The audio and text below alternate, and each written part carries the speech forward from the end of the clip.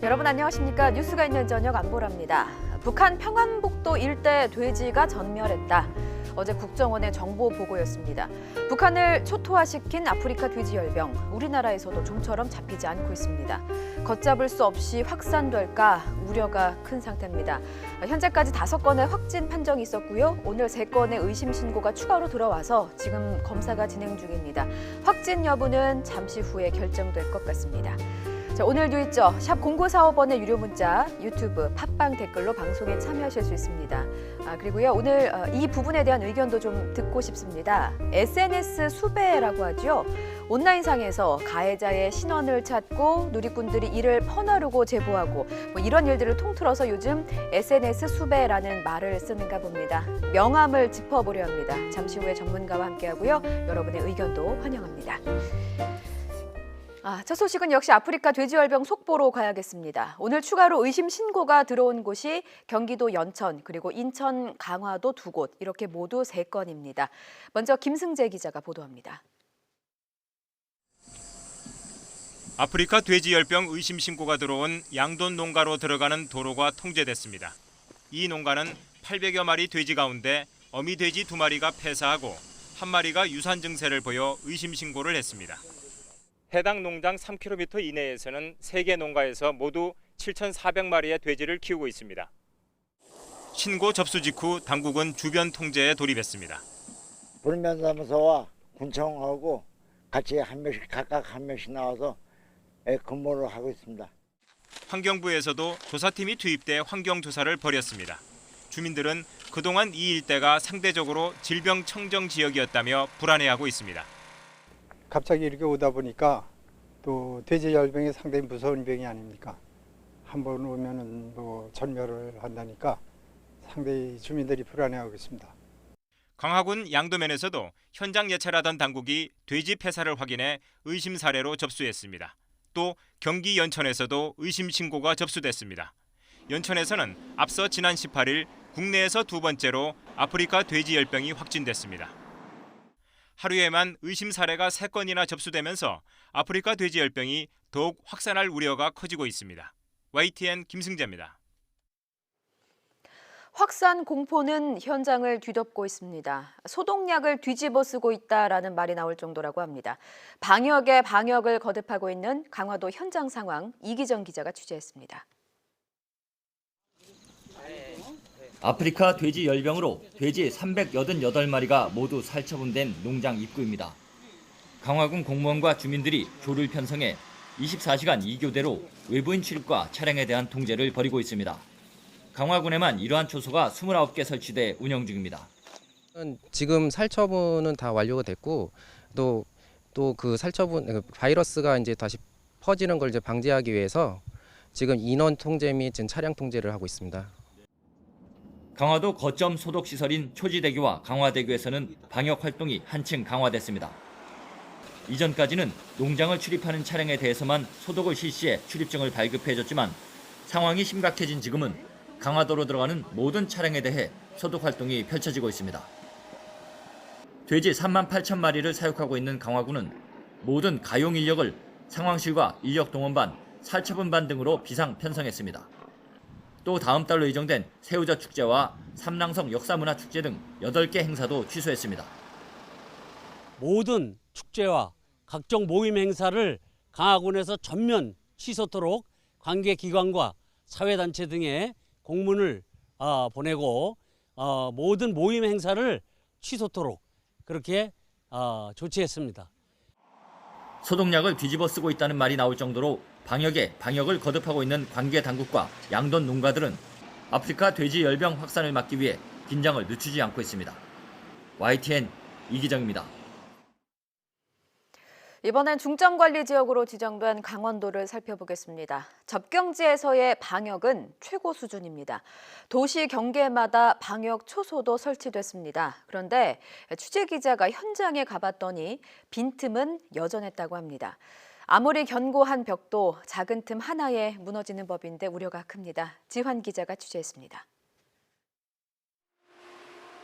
온종일 소독 또 소독입니다. 대형 소독기가 쉴 새 없이 약품을 뿜어낸 뒤에야 돼지 농장엔 사료 차량이 들어갑니다. 접경지 도시를 잇는 경계 지역도 마찬가지. 차량 안팎은 물론 운전자도 내려서 소독해야 운행 허가를 받을 수 있습니다. 훈련 중인 군부대도 방역에 동참했습니다.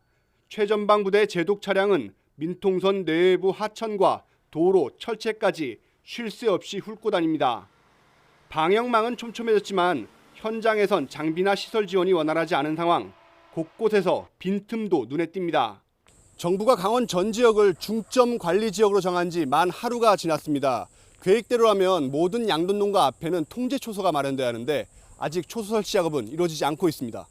그 모든 양돈농가 앞에다가 정부나 지자체가 통제 초소를 마련한다는데 그거 혹시 연락 받으신 거 있어요? 여기 설치한다고? 아니, 그건 못 받았어요. 통제 초소라는 게 금방 되는 건 아니고 안 되면 일단 직원을 배치해서 차량으로라도 할 겁니다. 일단 그럼 각각의 직원을 차를 그 앞에 대놔놓고 막겠다는 거지. 양돈 농민이 보내온 영상, 창고에 분뇨가 꽉 찼습니다. 중점 관리 지역으로 묶여 분뇨 반출이 금지됐는데 정부가 발표한 처리 탱크나 톱밥 지원 소식은 아직 없습니다. 어미돼지 출하도 코앞으로 다가왔는데 임상검사를 맡을 수의사가 제때 배정될지 걱정입니다. 수의사도 이동제한에 걸려놓으니까 뭐 어느 집을 먼저 가서 임상검사를 해줄는지 몰라서 우리도 다른 데 해고 오라 그랬어요, 출하차를.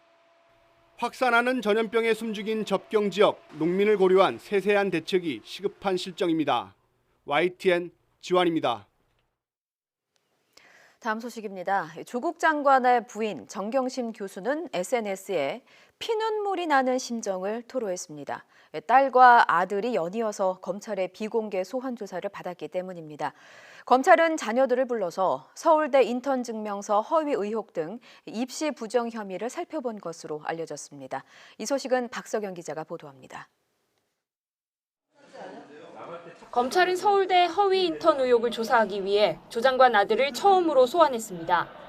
새벽까지 16시간 동안 진행된 조사에서 고교 시절 서울대에서 인턴 활동을 했다며 대학원 진학을 앞두고 증명서를 발급받은 경위를 자세히 물었습니다.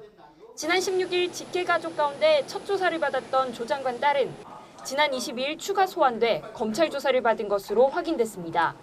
검찰은 딸을 상대로 서울대 인턴 증명서 허위 의혹과 동양대 표창장 위조 여부 등에 대해 캐물은 것으로 알려졌습니다. 연달아 이어진 딸과 아들의 조사에 조 장관 부인 정경심 교수는 자신의 SNS를 통해 심경을 전하는 글을 올렸습니다. 정 교수는 아들이 조서에 자신이 나쁘게 살아온 것처럼 적혀 있다고 말했다며 가슴에 피눈물이 난다고 적었습니다. 또 두 차례 조사를 받은 딸은 부산대 성적과 유급에 대한 이야기에 모욕감과 서글픔을 느끼고 눈물을 흘렸다고 했습니다. 이에 대해 검찰 관계자는 특별 대우란 비판을 감수하면서 자녀는 비공개 조사했고 16시간 조사도 휴식과 열람 등이 모두 포함된 시간이라고 해명했습니다. 최대한 잡음 없이 진행했지만 정 교수가 언급한 개인적 심경에 대해선 특별히 드릴 말씀이 없다고 밝혔습니다. 비공개 소환된 조국 부부 자녀와 달리 검찰은 이번 사건의 핵심 인물인 정경심 교수에 대해선 1층 출입문을 통한 소환 원칙을 분명히 했습니다. 검찰은 또 자택에서 추가로 확보한 아들의 PC와 USB를 토대로 조국 장관이 인턴 증명서 발급에 관여했는지 여부도 확인하는 것으로 알려졌습니다. 저희 아이는 공익국법센터에서 인턴을 했고 센터로부터 증명서를 발급받았습니다. 검찰은 일각에서 제기된 조국 장관 직접 조사 가능성에 대해선 아직 언급할 단계가 아니라며 선을 그었습니다. YTN 박서경입니다. 검찰의 수사는 크게 세 줄기입니다. 사모펀드, 입시 부정, 웅동학원. 검찰은 막바지 수사에 박차를 가하고 있습니다. 조만간 웅동학원 관련 의혹에 연루된 조국 장관의 동생이 검찰의 수사를 받고 나면 그 다음은 아마도 정경심 교수의 소환일 겁니다. 전준영 기자입니다. 조국 가족펀드의 핵심 투자처인 자동차 부품업체 익성 대표와 관계자들이 검찰에 소환됐습니다. 검찰은 익성과 자회사 IFM, 웰스 CNT, WFM 등 펀드 투자 업체들이 우회 상장으로 이익을 챙기기 위해 2차 전지 사업을 내세운 것으로 의심하고 있습니다. 조 장관 가족이 투자한 사모펀드도 이런 주가 조작 계획의 일부였다는 겁니다. 지난 20일 익성을 압수수색한 검찰은 코링크 설립과 운용 과정에 조 장관 가족이 개입했는지 확인하는 데 주력하고 있습니다. 코링크의 실질 소유주로 알려진 조 장관 오촌 조카는 이미 구속됐는데 검찰은 추가 조사 뒤 다음 달 3일 재판에 넘길 예정입니다. 입시 부정 의혹 수사와 관련해서는 조 장관 자택 압수수색에서 확보한 아들 PC와 USB 등의 추가 압수물 분석 작업이 진행 중입니다. 검찰은 고교생이던 아들의 인턴 경력과 증명서가 모두 허위일 가능성이 크다고 의심하고 있습니다. 특히 연세대에서 조 장관 아들 자료를 포함한 3년치 입시 자료가 사라진 것에 대해선 증거인멸 가능성도 살펴보고 있습니다. 2018년도 1학기인데 지금 거의 1년밖에 1년 좀 더 지나지 않았습니까? 그렇죠. 그럼 일반적으로 5년 동안 보관하도 돼 있어요. 근데 이 부분이 다 사라졌다는 것 자체는 이건 과연 증거 인멸을 하기 위해서 누가 개입을 한 것인지.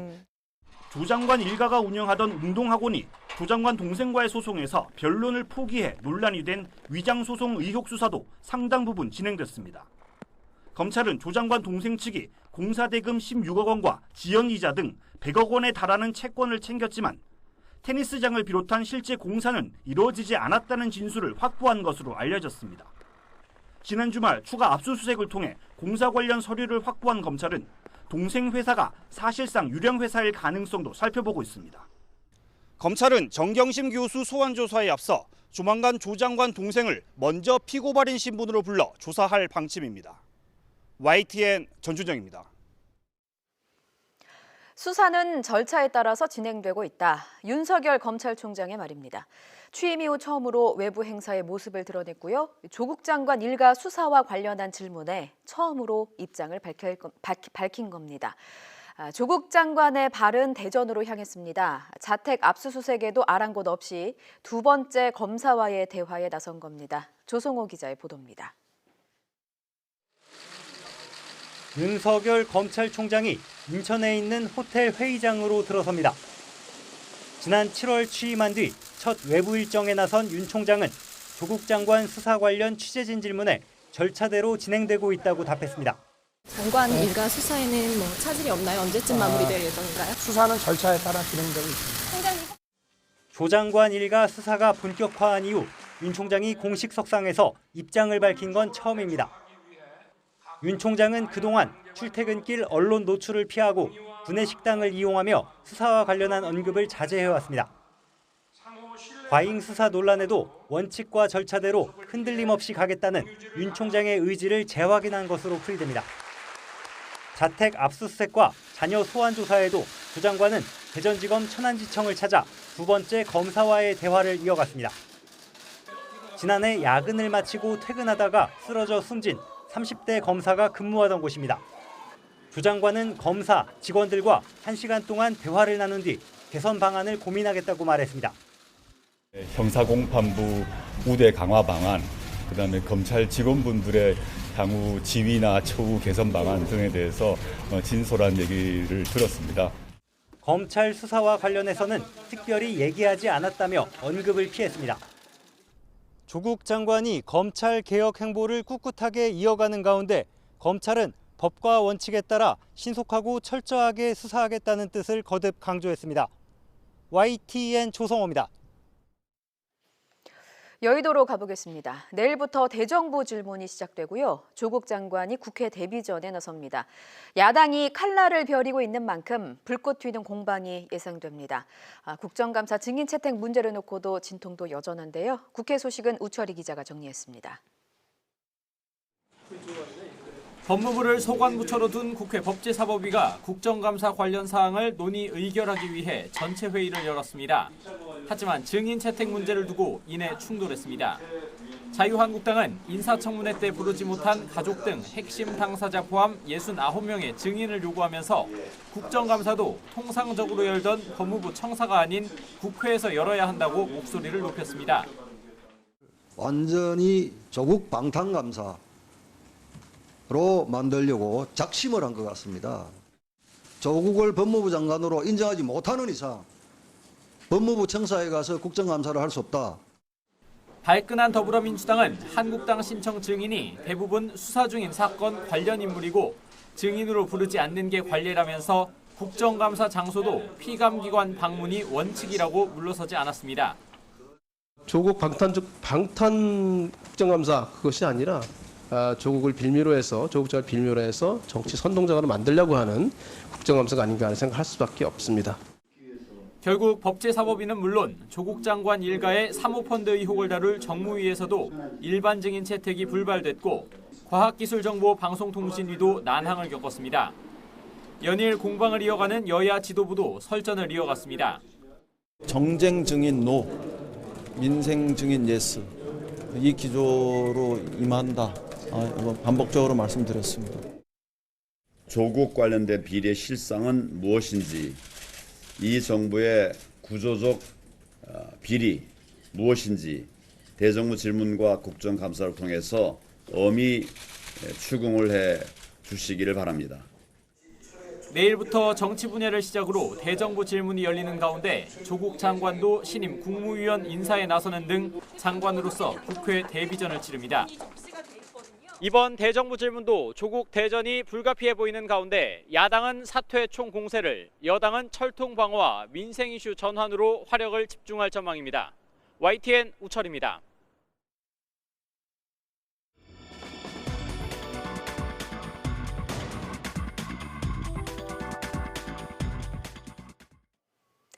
브리핑이 있는 저녁입니다. 이현아 기자와 함께합니다. 어서 오십시오. 안녕하십니까? 예, 오늘 첫 소식 무엇입니까? 네, 화성 연쇄살인 사건 소식입니다.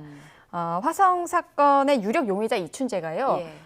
사건 당시에 유력 범인으로 의심이 되면서 3차례나 조사를 받았던 것으로 확인이 됐습니다. 3번이나요? 한 번도 그렇습니다. 아니고? 상당히 예. 많은 숫자인데요. 예. 경찰의 과거 수사 기록 확인 작업 중에 새롭게 나온 사실입니다. 그렇군요. 예, 첫 번째 시점이 6차 사건이 벌어진 1987년입니다.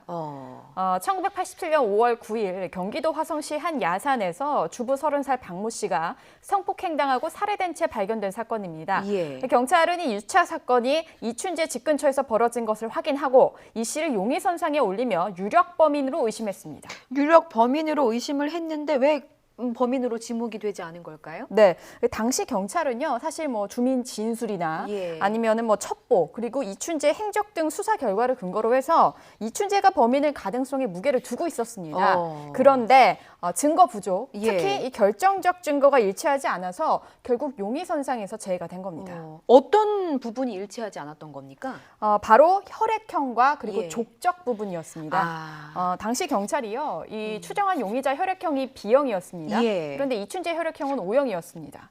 그리고 이춘재 발자국이 범행 현장에서 발견된 족적과 다르자 예. 결국 수사선상에서 제외된 겁니다. 또 안타깝게도요, 당시 과학수사기술로는 사건 현장에서 확보한 체액 등 증거물과 이춘재 DNA 일치 여부를 확인할 수가 없었던 상황입니다. 그렇군요. 당시에는 과학수사 기술이 지금처럼 좋지가 않았으니까. 네. 그래서인가요? 이후에는 이제 범행은 계속 이어졌죠. 네, 맞습니다. 예. 그런데 6차 사건 당시에 경찰의 의심을 받은 뒤여서인지 예. 공교롭게도 6차 사건 이후에 범행은 좀 잠잠해졌습니다. 얼마나요? 사실 뭐 길어야 한 4개월 사이에 계속 벌어지던 이 범행들이요. 예. 6차 사건 후에는 1년 4개월 동안 잠잠하다가 결국 7차 사건이 벌어졌습니다. 이후 이춘재는 8차와 10차 사건에도 2차례 경찰 조사를 받았지만 역시 증거 부족으로 풀려났습니다. 그럼 지금 경찰의 수사는 어떻게 진행되고 있는 겁니까? 현재 경찰은요, 예. 1차 화성 사건이 발생하기 전에 벌어진 예. 또 다른 성폭행 사건에 집중하면서 분석을 하고 있고요. 예. 용의자 이춘재의 여죄에 대한 수사도 속도를 내고 있는 상황입니다. 시점으로 보면은 1986년 2월부터 7월까지로 화성 태안읍 일대에서 벌어진 7건의 성폭행 사건입니다. 이 7건의 사건들은요, 피해자를 결박하고 또 흉기를 사용하는 등 화성 사건과 범행 수법이 비슷하다라는 예. 전문가들의 분석이 있습니다. 그렇군요. 네. 다음 소식도 들어보겠습니다. 무슨 소식입니까? 네, 바로 이 강의 중에요. 위안부 비하 발언을 한 이 연세대학교 사회학과 소속 류석춘 교수 관련 소식입니다. 예. 류 교수는 지난 19일이었습니다. 사회학 전공 과목인 발전사회학 강의 중에요. 위안부 할머니들을 매춘 여성으로 지칭하며 논란이 커지고 있는데 예. 오늘 류 교수가 있는 이 연세대 정문 앞에서 규탄 기자회견이 열렸습니다. 규탄 기자회견에서 어떤 내용이 나왔습니까? 일단 그 일본군 위안부가 매춘의 일종이다라고 이렇게 발언한 류 교수에 대한 파면을 촉구했습니다. 예. 시민단체 측이 연 기자회견이었는데요. 예. 시민단체 측은 류 교수가 친일 망언과 성적 모욕을 했다며 교수 자격이 없다면서 스스로 물러나지 않으면 강제로 물러나게 할 수밖에 없다라고 목소리를 높였습니다. 현장 목소리 직접 들어보시겠습니다. 저희들은 교육자의 길을 스스로 포기했고 학자의 길을 스스로 포기했고 그리고 인간의 길을 차마 스스로 포기한 류석춘 씨 연세대 교수직에서 퇴출돼야 된다 이렇게 생각합니다. 아베 앞잡이 나팔수 이 부분은 덤으로 파면되어야 될 이유 중에 하나가 될 것입니다. 예, 류석춘 교수의 발언을 접했던 위안부 할머님들이 또 어떤 심정이실까 조금 속상하기도 한데 오늘이 또 마침 수요 집회가 열리는 날이었습니다. 이 자리에서도 류 교수와 관련한 발언이 나왔다고 하죠. 네, 그렇습니다. 예. 오늘 위안부 문제 해결을 위한 수요 집회가 1406차 열리는 날이었는데요. 예. 역시 서울 종로구 옛 일본 대사관 앞에서 열렸습니다. 오늘 이 수요 집회에서도 류 교수가 위안부 피해자들의 인격을 훼손하고 진실을 왜곡했다 이렇게 비판을 했는데요. 예. 관련해서 현장 목소리 직접 들어보시겠습니다. 학생을 가르치는 교수님이시네요. 여러분, 그런 분이 학교에서 학생을 가르칠 자격이 있을까요? 피해자의 인권을 훼손하고 사실이 아닌 말로 왜곡하고 진실을 왜곡하고 그런 분은 교육자의 자격이 없습니다. 예, 당사자의 의견도 좀 살펴봐야겠습니다. 류 교수는 계속해서 이제 부인하고 있는 상황인 거죠? 네, 맞습니다. 류 교수가 자신의 발언 진위가 왜곡됐다라는 입장을 공식적으로 밝혔는데요. 예. 류 교수는 이 발언의 진위를 왜곡한 채 사태를 혐오 발언으로 몰고 가는 것이 아닌가 이런 의심마저 든다는 내용을 담은 입장을 밝혔습니다. 예. 현재 학교 측은요. 이 논란이 발생한 발전사회학 수업은 중단을 시켰지만 교양 수업은 류 교수 뜻대로 존중해서 그대로 진행한다라는 결정을 내린 상황입니다. 예. 또 강좌 운영 적절성 여부에 대한 윤리인권위원회 공식 조사를 진행하고 있습니다. 예. 하지만 학생들은 상황이 다릅니다.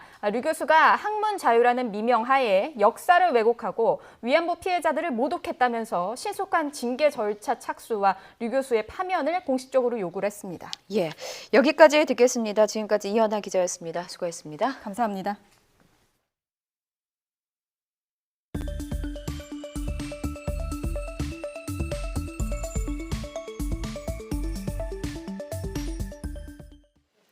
문재인 대통령이 유엔 총회에서 기조연설을 했습니다. 비무장지대를 국제평화지대로 만들자는 구상을 밝혔습니다. 국제사회에서 북한의 안전을 보장하는 방법에 대한 고민이 담겨 있는데요. 비핵화 로드맵이 완성되지 않은 상황이기 때문에 종전선언보다는 낮은 수준에서부터 안전보장 수단을 만들어가자는 구상입니다. 신호 기자가 보도합니다. 70년 군사대결의 비극적 장소지만 역설적으로 자연 생태계가 잘 보존된 DMZ. 동서로 250km, 남북으로 4km에 이르는 이 거대한 녹색지대를 문재인 대통령이 평화지대로 만들자고 제안했습니다.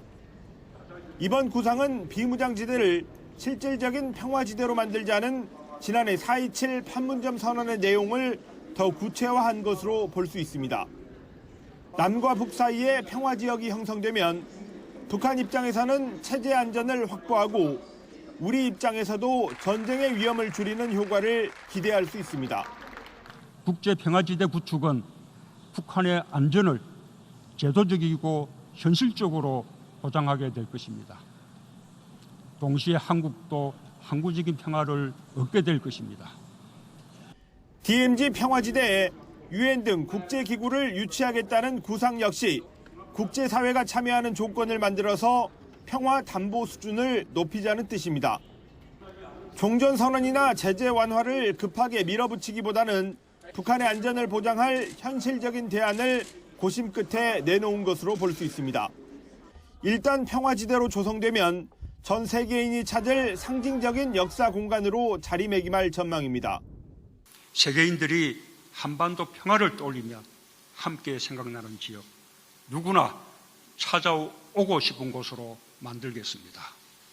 지난 2월 하노이 회담 직전까지 북한의 안전을 보장하는 조치로 적극 추진되던 종전선언은 일단 속도 조절에 들어간 분위기입니다.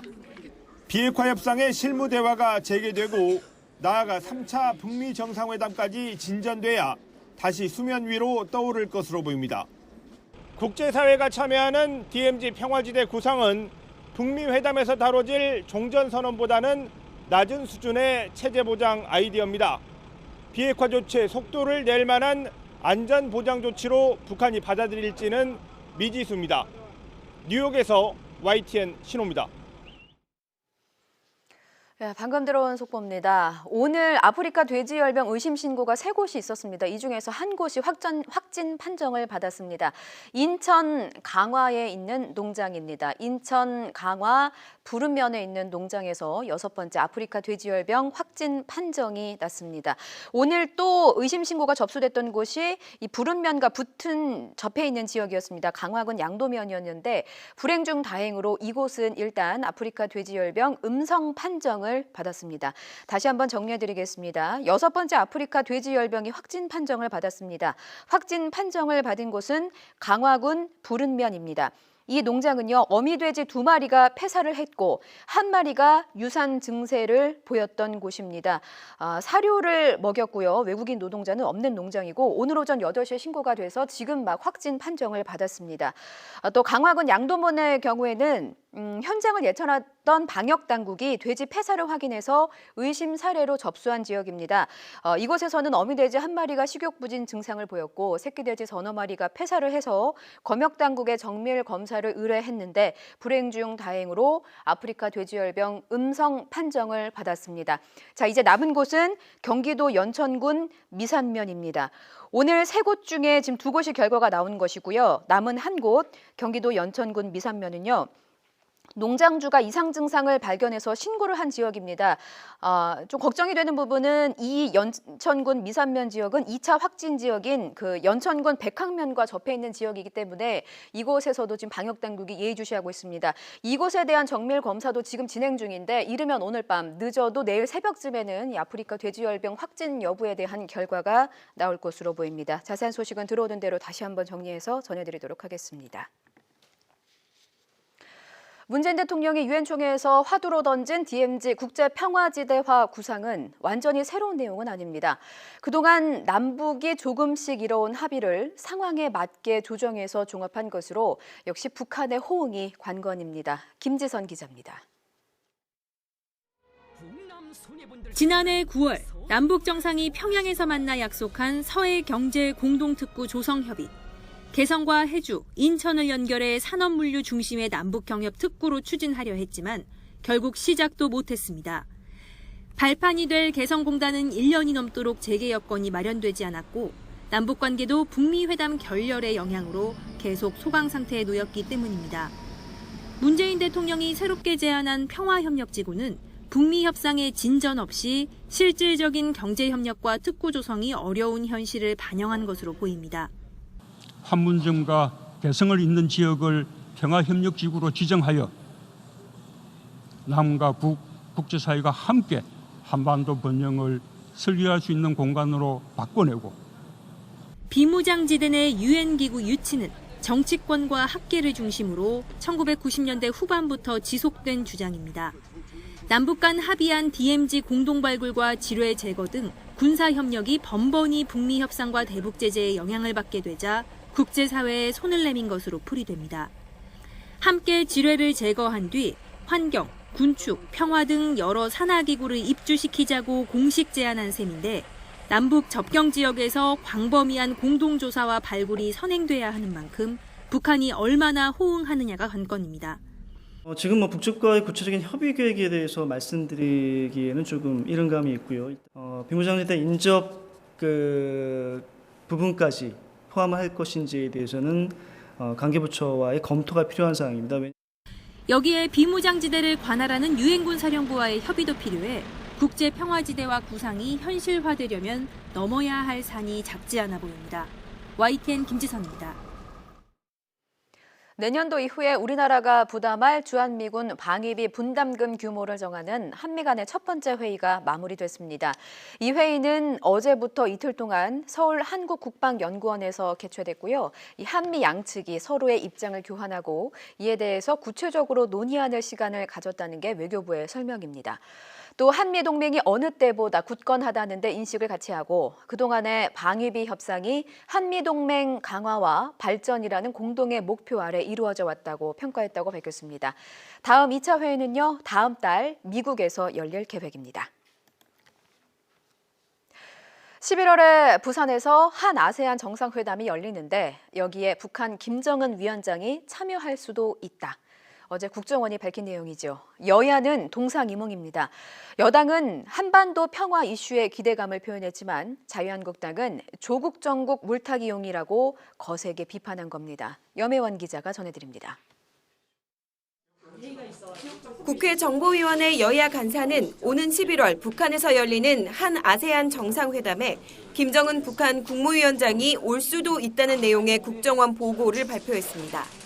물론 북미 간 비핵화 협상이 잘 될 경우라는 단서를 달았지만 3차 북미 정상회담 가능성과 함께 기대감을 키웠습니다. 더불어민주당은 아직 논의가 무르익은 단계는 아니라고 조심스러워하면서도 남북, 북미 대화를 물꼬로 개성공단 재개 등 경제협력에 도움이 되길 바라는 마음을 숨기지 않고 있습니다.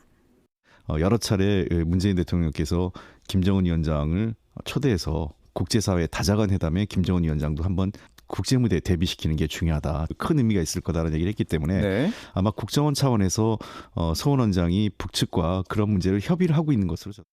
하지만 야당은 조국 논란에 물타기하는 것 아니냐고 즉각 반발했습니다.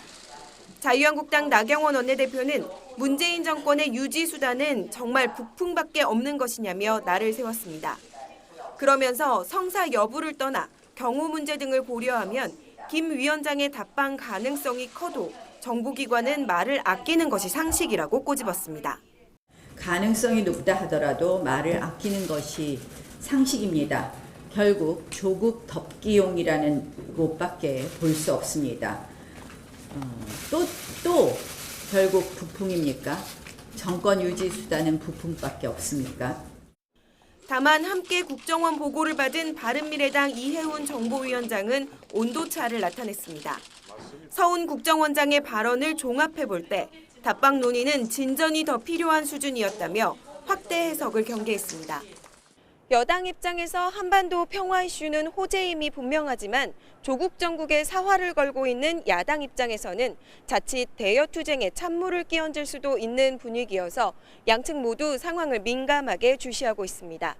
YTN 염혜원입니다.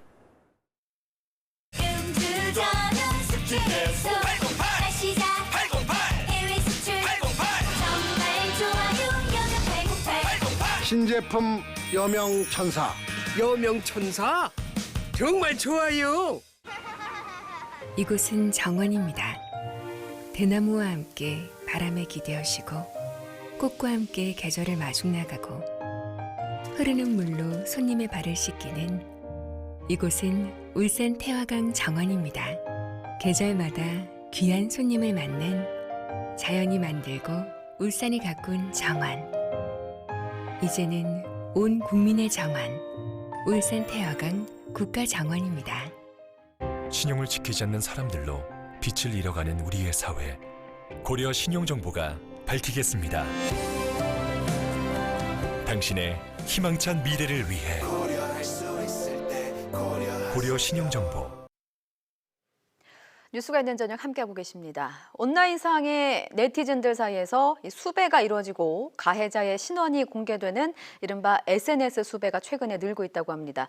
샵 0945번의 유료 문자, 유튜브 팟빵 댓글로 여러분의 다양한 의견 받고 있습니다. 자, 이 내용 최진봉 성공회대 신문방송학과 교수와 함께 SNS 수배의 명암에 대해서 살펴보도록 하겠습니다. 교수님 어서 오십시오. 안녕하세요. 예. 자, 우선 SNS 수배라는 개념에 대해서 좀 설명이 필요할 것 같습니다. 아마 이제 네티즌 수사대 이런 말이 더 잘 익숙하실 텐데 예. 일반 이런 거죠. 일반인들이 뭐 사고를 당하거나 아니면 피해를 당했을 때 예. 요즘 이제 CCTV나 아니면 TV 차량에도 사실 블랙박스가 다 있지 않습니까? 예. 또 본인 휴대전화 갖고 다니고 이래서 그걸 촬영을 해서 그 촬영된 영상을 본인이 피해를 당했거나 아니면 누군가가 본인을 뭐 피해를 주고 도망을 갔거나 예. 그랬을 때 그 사람들을 찾고 수배하기 위해서 인터넷 사이트에 올리는 거예요. 예. 뭐 사이트가 있습니다. 뭐 다 아실 텐데 제가 볼 때는 예. 그 사이트에 올려서 추적해 주세요, 찾아주세요. 또는 뭐 오늘 이런 일을 당했습니다. 이런 억울한 일을 당했는데 누군가 이 사람에 대해서 아는 사람 있으면 제보해 주세요. 이렇게 올려서 그 사람의 신상이 밝혀지고 또 실제로요. 그렇게 밝혀져서 그 사람한테 찾아가서 예. 항의하는 그런 일도 계속 벌어지고 있거든요. 그러니까 SNS 수배라고 하는 것은 SNS나 온라인상에서 피해를 당한 사람들이 본인들이 갖고 있는 정보나 자료들을 올려서 다른 네티즌들의 도움을 받아서 그 사람을 특정하고 특정된 사람에 대해서 뭔가 사회적으로 좀 압력을 가하는 그런 일들을 SNS 수배 이렇게 얘기할 수 있을 것 같습니다. 그 사회적으로 압력을 가하는 걸 넘어서 실제로 그 가해자가 검거되는 일도 있다고 하던데 이 실사례를 좀 설명해 주세요. 뭐 예를 들면 예. 지난번에 막 기억하실 거예요. 경남 창원시 진해구에서 예. 초등학생을 치고 도망간 뺑소니 차량이 있었습니다. 예. 이제 나중에 알고 봤더니 이 사람이 카자흐스탄 출신이었고 예. 이미 이제 그 수배를 내려서 잡으려고 했더니 도망을 간 그런 사건이었는데 지금 영상에도 나오고 있는데 저 영상을 올렸어요. 예. 그러니까 아버지가 그 CCTV 영상을 경찰로부터 받았고 받은 영상에서 범인을 특정할 수 있는 저 사진, 저 예. 캡처해서 예. 온라인상에 올렸는데 그리고 나니까 온라인상에서 저 사람에 대해서 정체를 밝히자 이런 얘기가 있었고 예. 사람들이 거기에서 저 뭐 이제 체형 얼굴은 지금 가려져 있습니다만 체형이나 아니면 모습을 보고서 저 사람이 누구랑을 특정을 하게 됐고 예. 그래서 결국 경찰도 그 정보를 이용해서 그 카자흐스탄 출신의 저 사람을 특정하게 됐는데 문제는 뭐냐면 이게 조금만 빨리 잡았으면 출국하기 전에 잡았을 수 있었거든요. 예. 그런데 경찰이 이제 이건 그 유가족이 아니죠. 피해자 피해자 가족. 부모님의 예, 마음 예. 그 얘기인데 피해자 부모님 뭐라고 얘기하냐면 좀 빨리 잡아달라 얘기했더니 우리를 믿고 좀 기다려달라 이러면 시간을 지체했다는 거예요. 그러다 보니 결국은 이 사람이 출국하는 걸 막지 못했다 이렇게 지금 불만을 제기하고 있는 상황이고 예. 도리어 네티즌들이 온라인상에서 이 사람에 대한 정체를 밝히는데 도움을 줬다. 예. 그래서 본인은 올릴 수밖에 없었다 이렇게 얘기하고 있는 상황입니다. 저는 이 사례가 좀 기억나더라고요. 창원시 마산회원구에서 발생한 예. 사건인데 운전자 보복 폭행 사건도 이제 그렇습니다. 피해자가 SNS에 수배에 나서서 검거까지 이루어지게 됐다고 그렇습니다. 하는데요. 맞습니다. 지금 예. 말씀하신 것처럼 그 사건 같은 경우도 예. 이게 오토바이를 타고 가고 있었어요. 앞에 예. 사람이. 그리고 뒤에서 이제 운전을 하고 있었는데 경적을 울렸다는 이유로 오토바이에서 내려가지고 왜냐하면 신호가 바뀌었는데 가지 않으니까 경적을 울렸는데 예. 그러면서 와서 엄청나게 욕설을 했어요. 욕설도 하고 폭행도 가하고 이런 예. 일이 있었는데 그래서 결국 이 오토바이를 향해서 경적을 울렸다는 이 여성 운전자에 대한 보복이 있었고 예. 그 영상을 어디서 찍었냐면요. 그 뒤에 있는 차의 블랙박스에 찍혔어요. 그러니까 여성이 타고 있던 차가 아니라 예. 그 뒤에 있는 차에서 블랙박스 영상을 찍어서 그 영상을 이 피해자한테 줬고 피해자가 이걸 온라인에 올렸거든요. 그래서 결국 이 사람 지금 오토바이를 타고 가다가 그 두 명인데요. 두 명의 남성이 여성을 협박하고 아니면 강하게 욕설을 하고 이런 부분들을 밝혀내는데 중요한 역할을 했었다고 볼 수 있죠. 예, 그렇게 해서 가해자는 결국 검거가 됐고요. 검거됐죠. 사실 명함이 뚜렷합니다. 일단 네. 가해자를 검거했다는 거는 긍정적인 효과이긴 맞습니다. 하지만 네.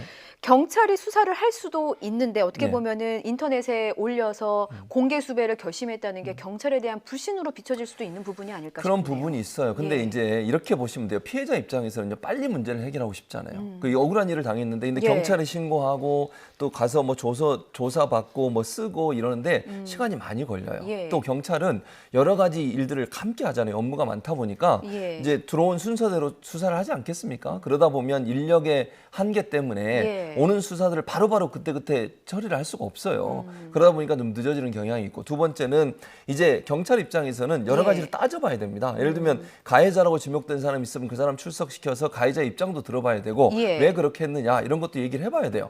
그러면 실제 피해를 당한 사람이 이 문제를 해결하는 데는 시간이 많이 걸릴 수밖에 없죠. 예. 그러다 보니까 이제 피해를 당한 사람 입장에서는 예. 빨리 이걸 해결하고 싶은 거예요. 그리고 이게 혹시나 증거가 없어지거나 이 사람이 도망을 가서 잡지 못하면 어떨까 하는 불안감이 생기고 예. 그러다 보니까 온라인에서 올려서 많은 사람들 일반 네티즌들이 이 사람의 정체를 밝혀내는데 도움을 주면 예. 그 압력을 통해서 예를 들면 그렇게 되면 이제 일정 부분 공개가 되잖아요. 그 예. 사람이 어떤 사람인지 물론 온라인상에서 공개가 되는 겁니다만 특정돼서 이 사람이 어느 지역에 살고 있고 있고 어떤 차를 타고 다닙니다.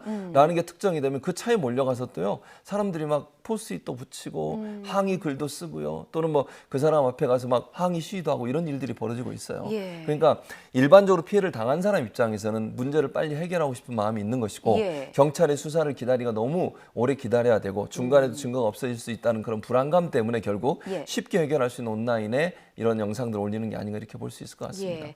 2236님께서요. 이런 질문 주셨습니다. SNS 수배는 가해자와 피해자 둘 다 처벌이 가능한지 궁금합니다. 라는 질문을 주셨는데 예. 저도 교수님께 질문하고 싶은 부분이 딱 2236님 마음과 똑같습니다. 예. 이 검거된 가해자가요. 피해자를 명예훼손 혐의로 고소를 했습니다. 그렇습니다. 그러니까 내 얼굴을 무단으로 인터넷에 공개를 했다는 이유죠. 예, 이게 맞습니다. 신상을 공개하면 어떤 처벌을 받게 됩니까? 신상을 공개하게 되면 명예훼손죄로 처벌될 가능성이 있어요. 물론 지금 이 상황이 거기에 딱 맞느냐 이거는 이제 예. 수사 당국에서 조사를 해봐야 된다고 생각이 들고요. 예. 그러나 명예훼손죄로 처벌받을 가능성은 있습니다.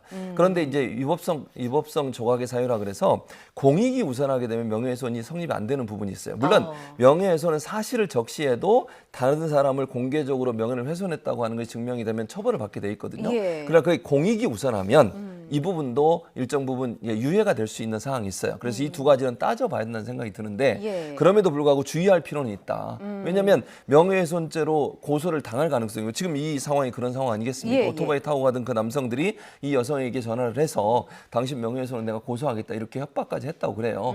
그런 부분들이 만약에 실행된다고 하면 법정에 가서 따져봐야 되는 거 아니겠습니까? 예. 그럴 가능성이 있고 물론 불법적인 행위를 했던 지금 이것처럼 운전하는 사람을 향해서 욕설을 하거나 아니면 폭행 같은 행동을 했을 경우에는 처벌받게 돼 있습니다. 그러니까 예. 그런 가해를 한 사람 당연히 처벌받고요.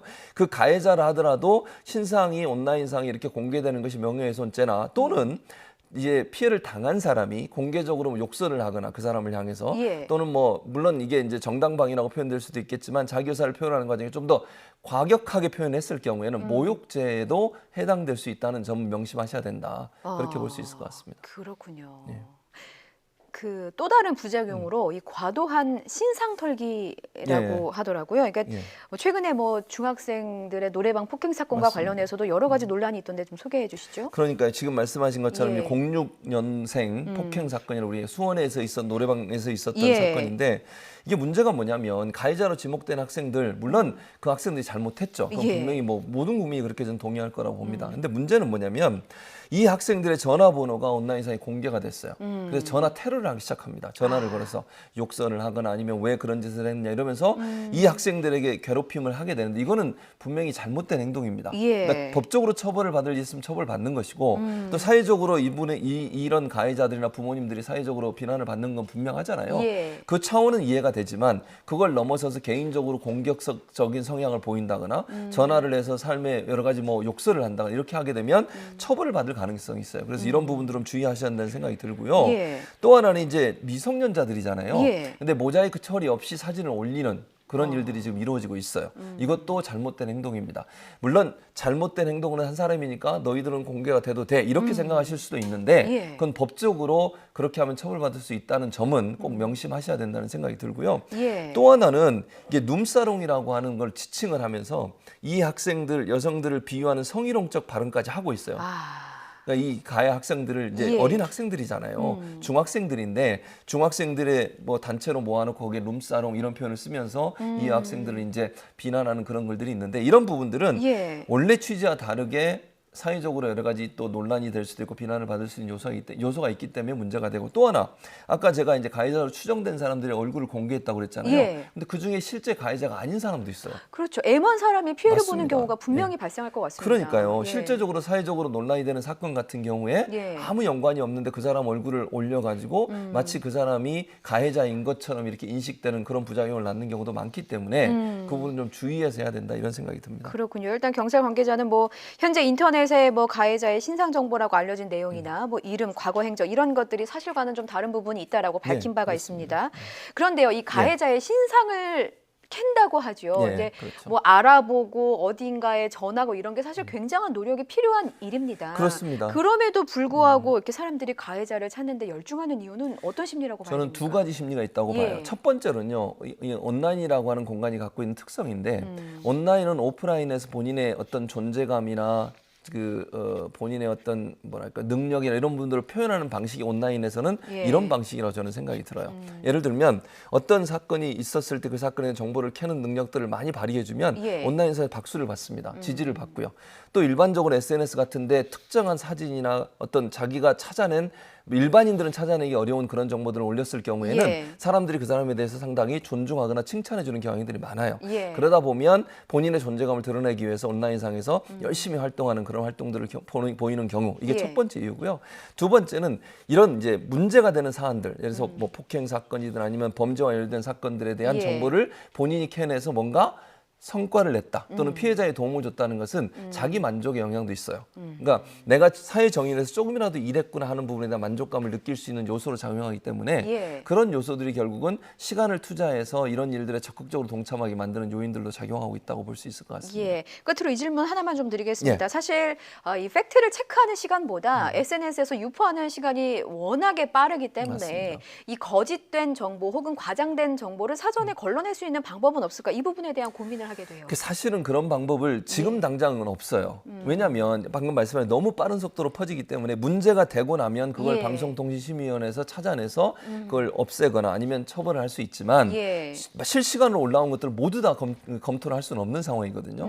그래서 중요한 건 이제는 퍼나르는 것도 함께 범죄행위가 될 수 있다는 걸 꼭 기억하셔야 돼요. 그러니까 어떤 사람이 올린 정보를 팩트 체크 없이 예. 뭐 잘못된 사람을 가해자로 지목해서 올린 사진을 그냥 퍼나르더라도 그거 전달만 자체로 해도 안 되는 그럼요, 것이죠? 안 됩니다. 그것도 법으로 처벌받게 돼 있어요. 예. 그래서 명확하게 범죄 행위가 증명된 사진 같은 경우야 뭐 그럴 가능성이 낮지만 예. 아직 확인되지 않은 정보인데 가해자인 것처럼 특정인을 특정해서 올린 사진을 그대로 퍼나르는 것 자체가 상당히 위험하고 범죄와 연관될 수 있다는 점도 기억하셔서 예. 스스로가 주의하셔야 돼요. 그러니까 사진을 보고 명확하게 이게 범죄 행위가 분명하다고 하는 것이 아니라고 하면 예. 함부로 올리거나 또는 다른 사람한테 전달하는 행위는 삼가하시는 게 좋다. 예. 만약에 그렇게 하다가 문제가 되면 본인도 처벌받을 수 있다. 이런 부분을 명심하시는 게 좋을 것 같습니다. 예, 뭐 이제 과도기인 것 같습니다. 좀 성숙한 SNS 문화를 만들어가려는 다 같이 이렇게 노력하는 자세가 좀 필요할 것 같습니다. 그렇습니다. 예, 지금까지 성공회대 신문방송학과 최진봉 교수였습니다. 말씀 고맙습니다. 감사합니다. 네, 김포 요양시설 화재 당시 스프링클러만 제대로 작동했더라도 피해를 줄일 수 있었을 텐데 하는 아쉬움이 남아 있습니다. 자, 그런데 YTN이 입수한 자료를 보면요. 병원 측은 불과 2달 전에 소방시설을 점검했습니다. 그런데 이 정상 작동했다라고 기록이 돼 있었습니다. 점검이 부실했던 것은 아닌지 밸브가 잠겼던 것은 아닌지 경찰이 수사하고 있습니다. 부장원 기자입니다. 불이 났던 요양병원에서는 화재 직후 스프링클러가 작동하지 않았습니다.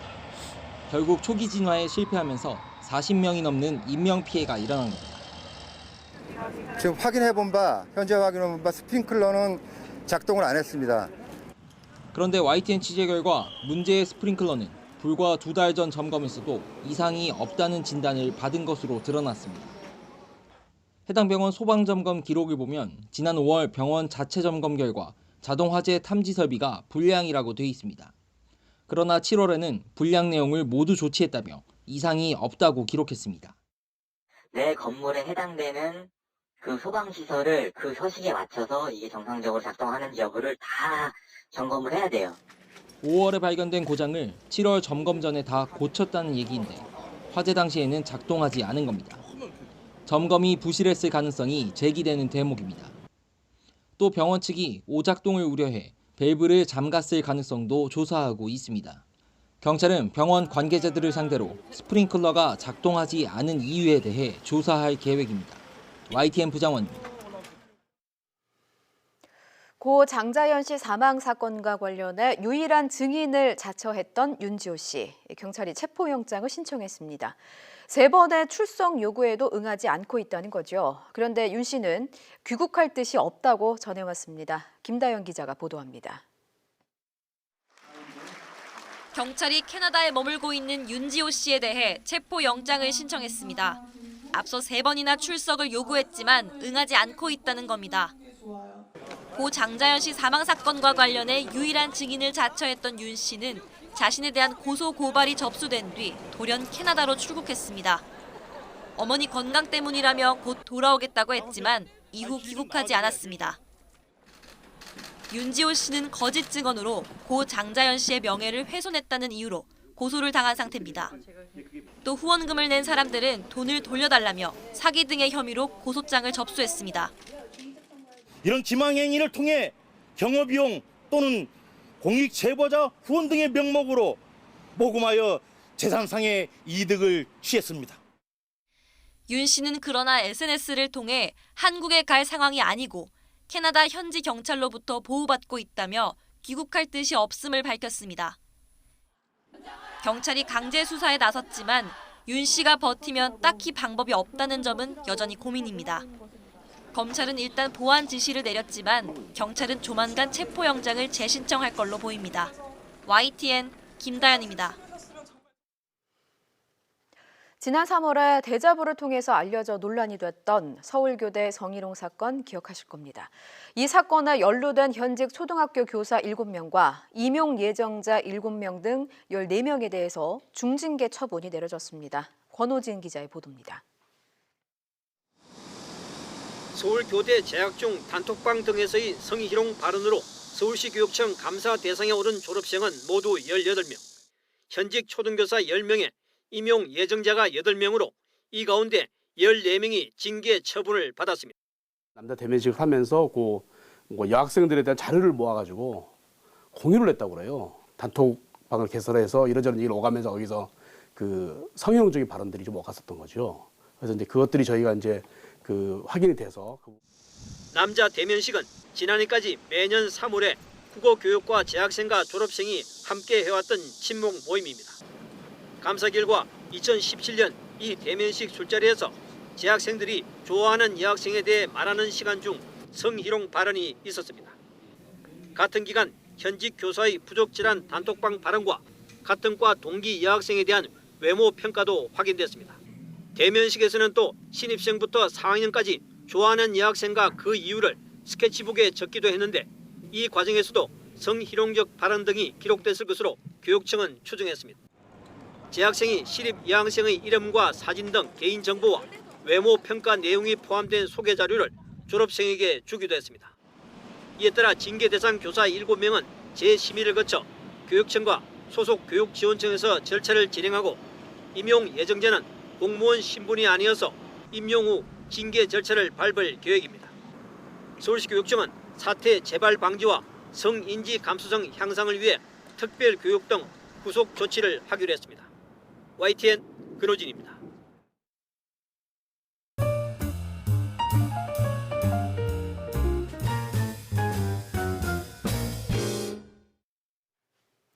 미국으로 가봅니다. 트럼프 탄핵 카드가 등장했습니다. 민주당이 장악하고 있는 하원이 트럼프 대통령의 우크라이나 의혹과 관련해 탄핵 절차에 전격 돌입한 겁니다. 트럼프 대통령은 마녀 사냥이라고 일축했습니다. 먼저 김태현 기자의 보도 보시고 전문가와 함께 경랑 속에 빠져든 미국의 대선 전국 짚어봅니다. 영상 보시죠. 낸시 펠로시 미국 하원 의장이 도널드 트럼프 대통령에 대한 하원 차원의 탄핵 절차 개시를 선언했습니다. 펠로시 의장은 트럼프 대통령이 우크라이나 대통령과의 부당한 통화를 통해 심각하게 헌법을 위반했다고 밝히고 하원 6개 상임위원회가 공식 탄핵 조사를 진행할 것을 지시했습니다. Therefore, today, I'm announcing the House of Representatives moving forward with an official impeachment inquiry. The president must be held accountable. No one is above the law. 그는 트럼프 대통령이 유력 대선 주자인 조 바이든 전 부통령을 모략하기 위해 우크라이나 측에 조력을 요청했는지에 대해 조사할 것이라고 설명했습니다. 이른바 우크라이나 의혹은 트럼프 대통령이 지난 7월 말 젤렌스키 우크라이나 대통령과의 통화에서 바이든 전 부통령과 아들 헌터에 대해 조사할 것을 압박했다는 보도가 나오며 수면 위로 떠올랐습니다. 트럼프 대통령이 젤렌스키 대통령에게 바이든 문제와 관련해 자신의 개인 변호사인 줄리아니 전 뉴욕시장과 협력하라고 거듭 요구했으며 미국의 군사원조 중단 카드까지 동원했다는 의혹입니다. 바이든 문제란 바이든이 부통령 재직 시절인 2016년 초 우크라이나 측에 아들이 관여한 에너지 회사를 수사하려던 검찰총장을 해임하지 않으면 10억 달러의 대출 보증을 보류하겠다고 위협했다는 내용입니다. 트럼프 대통령은 민주당의 마녀 사냥이라며 민주당은 선거에서 질 것이라고 공격했습니다. 문제의 전화 녹취록은 곧 공개될 예정입니다. 트럼프 대통령은 폼페이오 국무장관이 우크라이나 측으로부터 녹취록 공개를 허락받았다고 밝혔습니다. 트럼프 탄핵 카드는 미국 대선 전국의 초대형 뇌관으로 부상하고 있습니다. YTN 김태현입니다.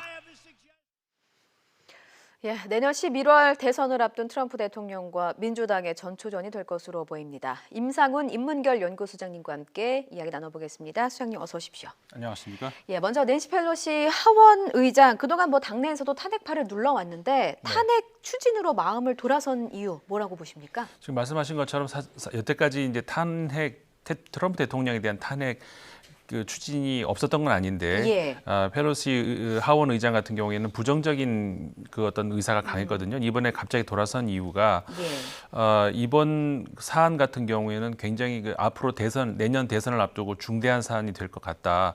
그리고 실제로 올 그 7월이었죠. 대통령의 어떤 불필요한 발언 이런 것들로 인해 가지고 다시 한번 그때도 이제 탄핵 그 움직임이 있었는데 그때는 민주당 의원들도 이제 과반을 넘기고 있었음에도 불구하고 반대표들이 많았습니다. 근데 이번 같은 경우에는 민주당이 지금 235명이 하원에 그 민주당 의원이 장악하고 있는데 필요한 탄핵을 가결시키기 위한, 그러니까 하원을 통과하기 위한 필요수가 218명이건데 충분히 이게 넘어설 수 있다라고 이번에 판단을 한 것 같아요. 그러면서 척 슈머 원내대표가 제의를 했고 그렇게 되면서 이제 펠로시 의장이 그걸 받아들인 것 같습니다. 자, 민주당 대선 주자 빅3의 의견도 좀 궁금합니다. 조 바이든, 엘리자베스 워런, 버니 샌더스. 이들은 탄핵 추진에 대해서 어떤 입장을 좀 갖고 있습니까? 일단 그 바이든 전 부통령 같은 경우에는 어떻게 보면은 간접적인 당사자가 될 수 있지 않겠습니까? 그러니까 본인의 의사가 굉장히 중요했을 수도 있는데 당내에서 바이든 전 부통령 같은 경우에는 적극적으로 이거는 대통령의 권한 남용이다 이렇게 주장을 하면서 그리고 이제 취임 선서를 하지 않습니까? 대통령이 되기 위해서는 취임 선서 위반이라는 사실 이런 것들로 인해 가지고 이제 그 적극적으로 탄핵에 대해서 찬성한다는 그런 입장을 보였고요. 그래서 이제 바이든 전 부통령의 그 입장이 가장 중요하지 않았을까 이런 생각이 들고요. 그다음에 샌더스 상원 의원 같은 경우도 찬성한다는 그런 그러니까 노동자의 요구에 집중해야 된다, 탄핵에 나서야 된다 이렇게 이제 이야기를 했고요. 엘리자베스 워런 최근에 급상승하고 있는 상원 의원 같은 경우에도 사실은 법 전문가 아니겠습니까? 근데 그 아무도 법 위에서는 있을 수가 없다. 이 대통령이라 할지라도 그건 안 된다라는 그런 입장으로. 그러니까는 아까 말씀하신 것처럼 지금 현재 그 대선을 앞둔 민주당의 빅3가 모두 탄핵을 추진을 해야 된다 이렇게 찬성을 하면서 이제 그 반전이 된 것 같습니다. 그렇군요. 공화당은 이 하원에서 탄핵안이 넘어와도 상원에서 부결시키겠다 이런 입장입니다. 그런데 실제로 탄핵안이 통과가 되려면 어떤 절차를 거쳐야 되는 거죠? 우리 국민들도 이제 대통령 탄핵에 대한 절차 이런 것들이 좀 익숙하지 않습니까? 근데 유사한 점이 있고 다른 점이 있는데 일단 미국 같은 경우에는 일단 하원에서 논의를 거쳐서 소추안을 이제 가결을 시켜야 됩니다. 가결을 시키기 위해서는 정족수, 그러니까 과반 이상이 아까 말씀드린 것처럼 현재로서는 218명이 넘어가면 그러면 통과가 될 수 있거든요. 그렇게 되면은 하원을 통과하고 그 다음에는 이제 상원으로 넘어가게 되죠. 그러니까 우리나라 같은 경우에 이제 단원제이기 때문에 국회에서 통과를 한 다음에 이제 그 헌법재판소로 넘어가는데 거기 미국은 헌법재판소가 아니고 상원으로 가게 됩니다. 그러면 상원에서는 과반수가 아니라 3분의 2 선을 넘어야 됩니다. 그러니까는 그 상원 같은 경우에는 미국에서는 이제 100명이 지금 상원 의원이 있는데 그렇게 되면은 67명이 넘어서야 되는 것이죠. 근데 현재 그 상원은 민주당 입장에서 녹록치가 않습니다. 그러니까 하원은 민주당이 그 다석을 차지하고 있지만은 상원 같은 경우에는 공화당이 훨씬 많이 있거든요. 53석을 공화당이 가지고 있고 민주당은 45석. 그러니까 다시 말해서 과반도 넘지 못하고 있기 때문에 3분의 2선을 민주당이 넘을 수 있을 거라는 것은 굉장히 어렵다. 회의적이다 이렇게 봐야 되겠죠. 그렇군요.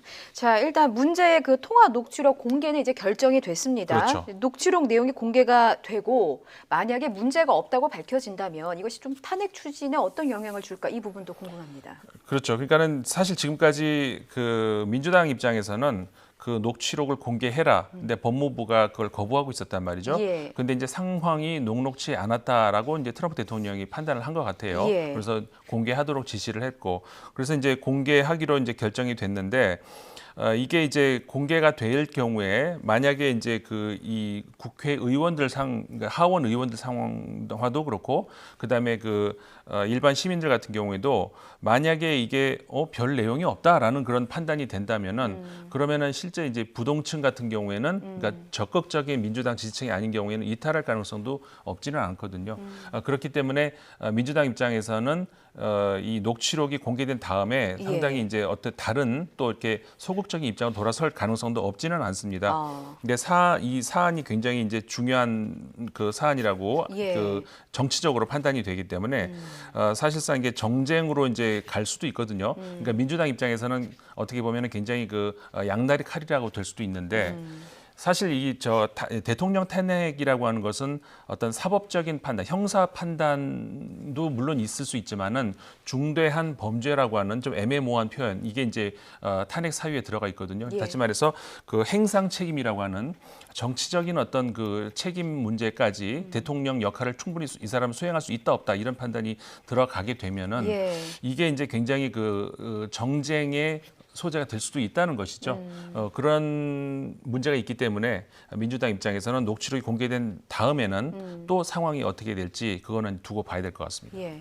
그럼 소장님 역대 사례를 한번 살펴보고 싶습니다. 역대 미국의 대통령 중에서 연방의회가 이제 탄핵 절차를 진행한 건 모두 3명이고요. 어떤 인물들이고 또 어떤 사건들 때문인지 좀 정리해 주시죠. 결과적으로 미국 역사에서 대통령이 탄핵으로 물러난 사람은 한 명도 없었고요. 일단 이제 첫 사례가 앤드루 존슨 대통령이었는데 이 양반이 어떤 분이냐면은 링컨 대통령이 이제 갑자기 사망을 하면서 이제 뒤를 이어받은 대통령인데 당은 이제 다릅니다. 그 부통령임에도 불구하고 그러니까 링컨 대통령은 공화당이었는데 앤드루 존슨은 민주당이었죠. 근데 남북 전쟁 직후에 굉장히 혼란스러운 상황에서 그 전쟁 장관 당시에는 전쟁 장관이라는 직책이 있었는데 해임을 했어요. 근데 거기에 대해서 관직 보유법을 위반한 혐의다. 이렇게 되면서 탄핵안이 이제 갔죠. 근데 하원은 통과가 됐어요. 아까 말씀드린 것처럼 그 과반을 넘어섰죠. 근데 상원에서는 역시 부결됐었습니다.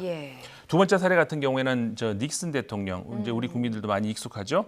바로 그 워터게이트 사건으로 인해 가지고 이거는 정말 사안이 심각했던 그 민주당, 그러니까 상대 당의 어떤 전국위원회 본부에다가 그 도청 장치를 설치했었다는 이게 이제 발각된 이거는 굉장히 그 뭐라고 할까요? 사안이 큰 중대한 이거는 통과될 가능성이 높다라고 아마 닉슨 전 대통령 본인도 판단을 했던 것 같아요. 그러면서 하원 탄핵안을 표결을 앞두고 자진 사임을 했기 때문에 탄핵으로 물러난 사례는 아닌 것이죠. 그다음에 마지막에 또 이제 가장 최근은 빌 클린턴 그 모니카 레윈스키 사건 우리 많이 알고 있습니다만 그때도 역시 마찬가지였죠. 그러니까 연방 대배심 위증 혐의가 그때는 적용이 됐었습니다. 그리고 사법방해 혐의 이렇게 되면서 역시 하원은 통과를 했는데 역시 상원에서는 탄핵안 표결에서 부결이 돼서 역시 통과가 되지 않았던 그러니까 세 사례가 있는데 세 사례 모두 다 탄핵으로 물러나는 것은 아니었죠. 예, 그런 부분까지 짚어주셨습니다. 수장님 오늘 여기까지 듣겠습니다. 고맙습니다. 네, 고맙습니다. 네, 다음 소식입니다. 요즘 아기 울음소리 듣기 힘드시죠? 매달 이번 달에 몇 명의 아기가 태어났나 이런 조사를 진행하는데요. 달마다 최저 기록을 갈아치우고 있습니다. 벌써 40개월째 최저 수준입니다. 이런 추세라면 올해 전체 출생아는 사상 처음으로 30만 명 선이 무너질 수도 있습니다. 보도에 김평정 기자입니다. 지난해 우리나라는 여성이 평생 아이를 한 명도 채 낳지 않는 나라가 됐습니다. 저출산 경향은 올해 들어 더욱 깊어지고 있습니다. 지난 7월에는 태어난 아기가 1년 전 같은 달보다 6.5% 줄어든 2만 5천여 명이었습니다. 출생아 통계를 시작한 지난 1981년 이후 7월 출생아 수로는 가장 적은 수준입니다. 이로써 같은 달 기준으로 비교한 출생아 수는 40개월째 사상 최저 기록을 경신했습니다. 이런 추세라면 올해를 통틀어 출생아 수가 사상 처음으로 30만 명에 미치지 못할 거란 우려가 나옵니다. 올해 들어 7월까지 출생아 수가 18만 3천 명 가량인데 보통 연말로 갈수록 출생아 수가 더 줄어드는 경향이 있기 때문입니다. 현실화될 경우 연간 출생아 수가 지난 2017년에 30만 명대로 떨어진 뒤 2년 만에 30만 명 선마저 무너지는 겁니다. 이럴 경우 여성이 평생 낳을 것으로 예상되는 아이수를 뜻하는 합계 출산율도 지난해 0.98명보다 더 낮아질 가능성이 큽니다. 올해 2분기까지의 합계 출산율은 0.91명에 불과했습니다. YTN 김평정입니다. 이번에 누이저 가족들의 의견 살펴보겠습니다. 김포 요양병원 화재 사고와 관련해서 3916님께서는요. 스프링클러 문제는 불날 때마다 되풀이 됩니다. 근본적 해결책이 필요하시다고 이런 의견 주셨습니다. 아프리카 돼지열병과 관련해서 유튜브에서 강경진님, 방역하시는 분들 고생 많이 하신다고 파이팅 응원 주셨고요. 2813님께서는 백신을 기다리고 계십니다. 백신 개발하는데 오래 걸리나 봅니다. 가을 태풍이 더 올 수도 있다는데 걱정이 되신다고 이런 의견도 주셨습니다. 연세대학교 류석춘 교수의 망원 논란과 관련해서요. 2991님께서는 그대의 할머니가 위안부 피해자였어도 그렇게 말할 것인가? 말은 조심해야 한다라는 질책 주셨습니다.